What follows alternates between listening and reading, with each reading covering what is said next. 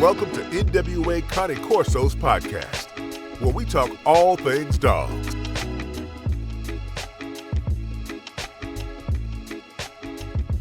So as we said, one of the first things that we should always deal with when we're talking about breeding, understanding the breed that we decide that we're going to breed, or the dog that we want to buy is a particular breed. One of the things that we have to understand is what are some of the genetic health checks that need to be done? What are some of the genetic deficiencies that this specific breed can have the tendency to throw?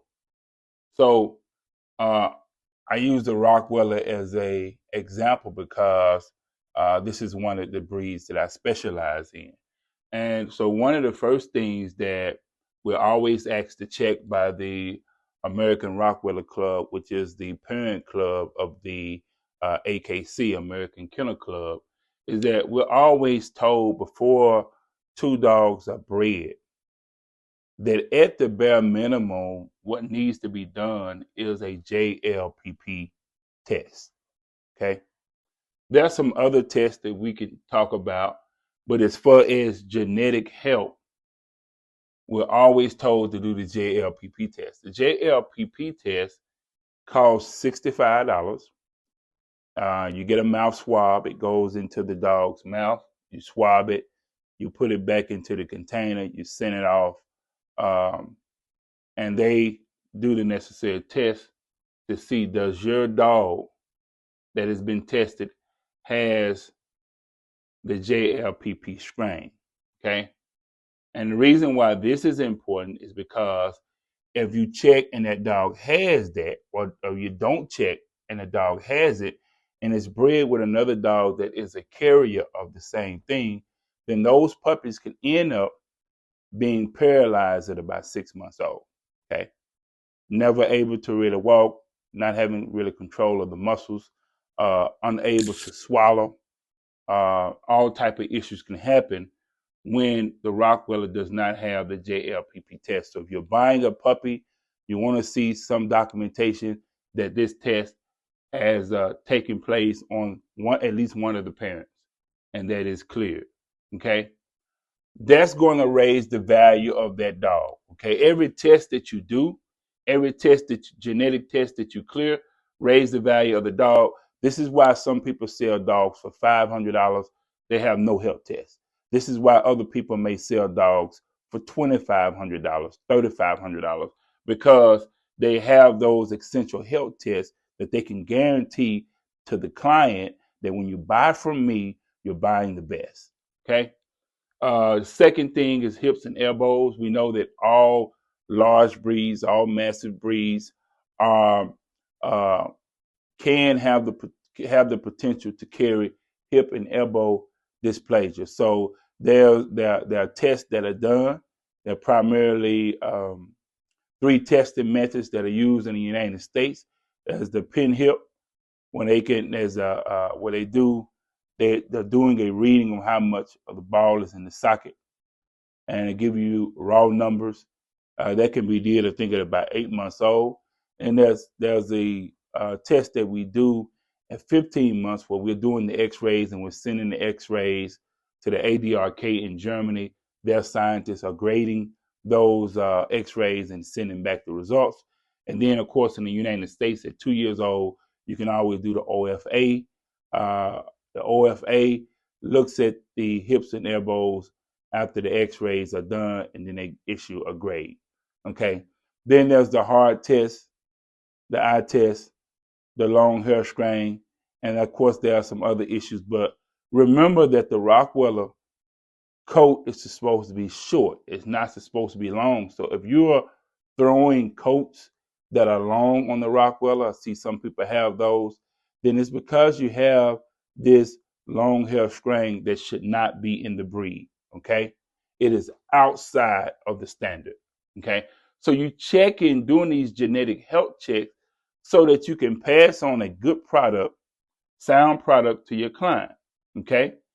If these health tests are not done, then you may run into some medical costs. We've seen people that had hip and elbow dysplasia in their dog at 2 years old, where their hips and elbows are deteriorating, and they're having to take the dog into the vet to do this operation and put this rod, and it kills the quality of life of the dog that they purchase, okay? We've seen dogs that have had heart problems where they end up having a heart attack at 3 or 4 years old because genetically the heart in that particular dog is not sound, or in that line, in that breeding is not sound. So you check for the heart.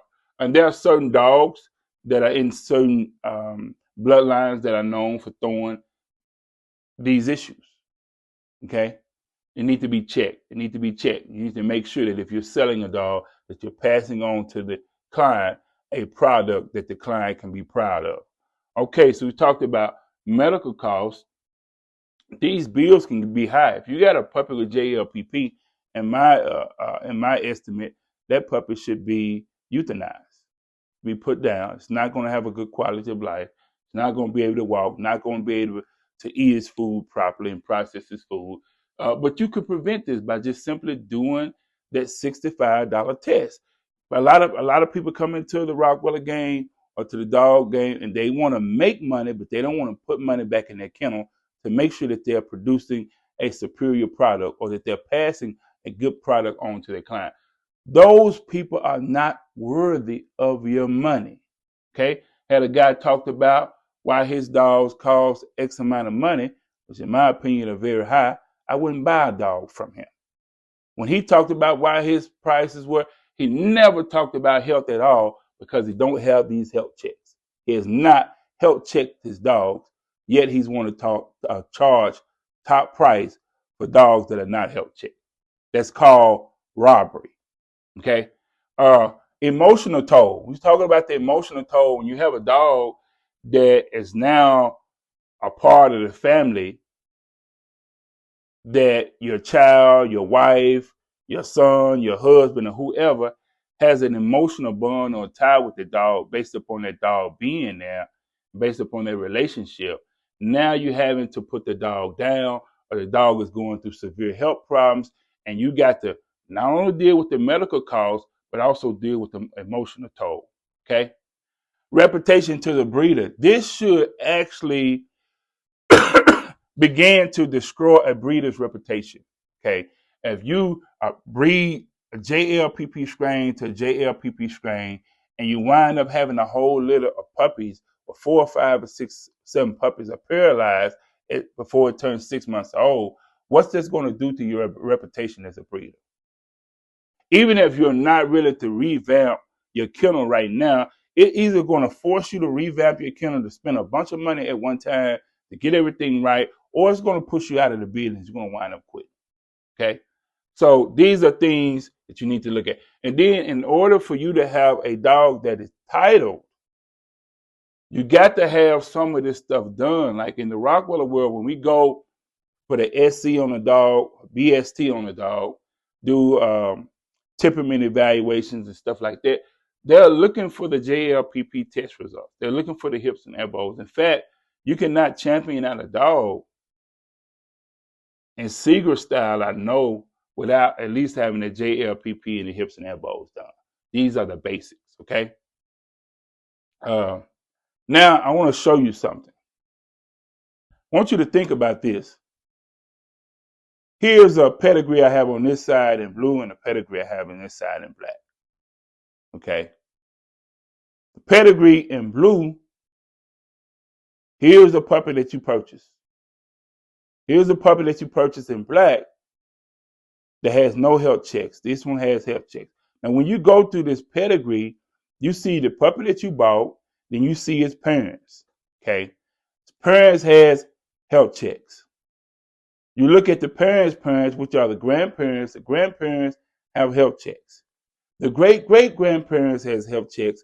And the great-great-great-grandparents has health checks, which gives you 1, 2, 3, 4 generations of dogs that have been health checked and have genetically cleared these hurdles. Are you comfortable with purchasing a dog and maybe paying an extra $1,000 or extra $1,500 for a dog that has these health checks, okay, Well, we could say that the parents, the grandparents, the great-grandparents, all these dogs, they didn't have hip issues. They didn't have JLPP issues. They didn't have elbow issues. They didn't have issues with their heart or their eyes, or they didn't throw puppies with a long hair strain, which is a genetic defect. Okay, they haven't been throwing genetic defects in this pedigree. Then you got this over here where you're purchasing, maybe you're paying $1,000 for these dogs, but they don't have the health checks. Okay, you're rolling the dice, especially if you're going to be a breeder. You're starting out with dogs with no health checks. If you take this dog that you bought and you say, well, I want to be a breeder, and you get this dog up, let's say to 15 months or 2 years, you're ready to breed, and you go and do your health checks, do your hips and elbows, you find out this dog that I purchased does not pass hips and elbows. That's a permanent record with the OFA or with the ADRK, and now you're at a ethical dilemma as a breeder as to whether you should breed the dog or not. Well, the science says, and the ADRK says, that the dog has not passed this hurdle, that they should not be bred, because it's very likely that you're going to be passing a bad product on, bad puppies on to your customers. So it's very important. You see the importance of going over here and getting you a dog that has these health checks. Okay. When you go to purchase a puppy, if those health checks are there, that breeder is going to tell you, well, you know what makes me different from other breeders? I have these health checks. My dogs are genetically sound. They have cleared these medical, scientific hurdles through testing, and I have the results. That's what separates me from the quote-unquote backyard breeder who's breeding a bunch of sorry, substandard puppies with no health checks at all.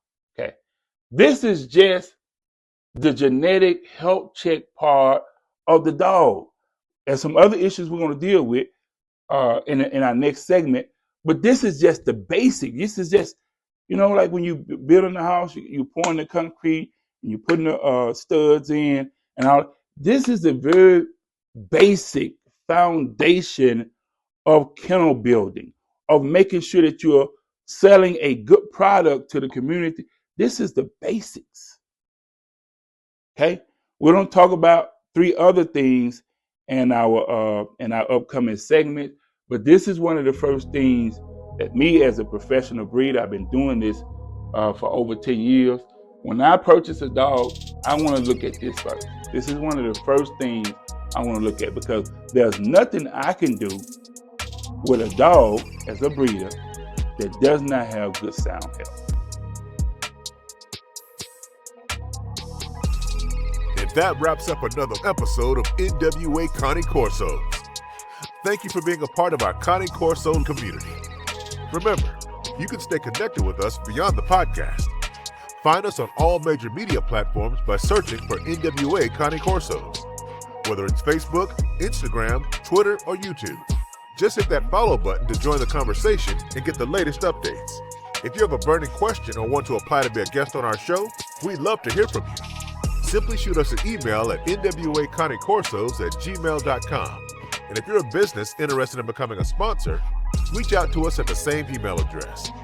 For more resources, exclusive content, and links to all our social media profiles, visit our website at nwaconniecorsos.com. It's your go-to destination for everything dogs. Thank you once again for tuning in, and we can't wait to bring you more exciting episodes where we explore the fascinating world of dogs.